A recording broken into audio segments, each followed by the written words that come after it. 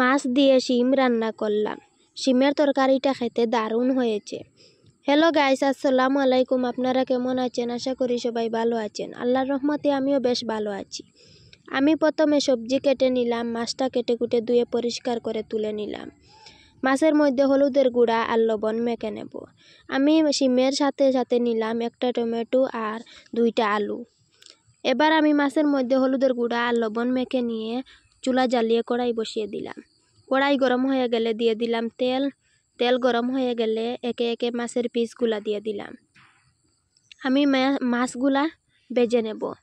একে একে সবগুলা মাছ ভাজা হয়ে গেলে আমি একই তেলে সবজি রান্না করে নেব।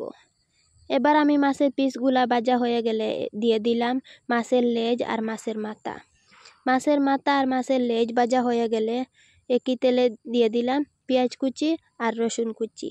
পেঁয়াজ কুচি আর রসুন কুচি একটু নাড়াচাড়া করে দিয়ে দেব আমি আদা রসুনের পেস্ট। আদা রসুনের পেস্ট দিয়ে আবার একটু নাড়াচাড়া করে নেব। আমার আজকের রেসিপিটা যদি আপনাদের ভালো লাগে থাকে তাহলে চ্যানেলটা সাবস্ক্রাইব করে আমাকে সাপোর্ট করে যাবেন।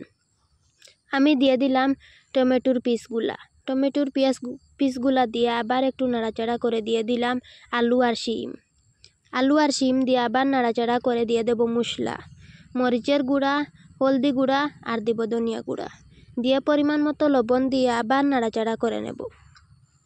আবার নাড়াচাড়া করে নিয়ে আমি ঢাকন দিয়ে দেব।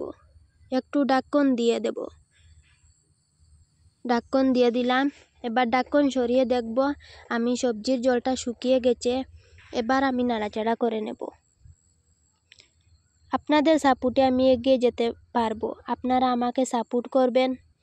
এবার আমি সবজিতে দিয়ে দিলাম গরম জল।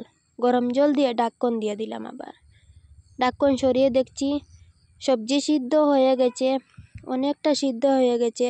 আমি উপর থেকে এবার মাছগুলা দিয়ে দেব। উপর থেকে মাছগুলা দিয়ে দিলাম। মাছগুলা দিয়ে আমি আবারও পরিমাণ মতো জল দিয়ে দেব।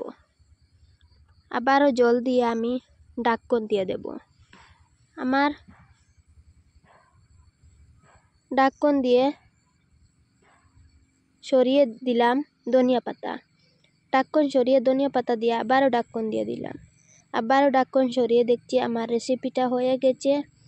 আমি শিমের তরকারি খেতে অনেকটা ভালোবাসি, অনেক ভালোবাসি। আর কিচ্ছু চাই না, আমি শিমের তরকারি হলে হয়ে যায়। খুদা হাফিজ।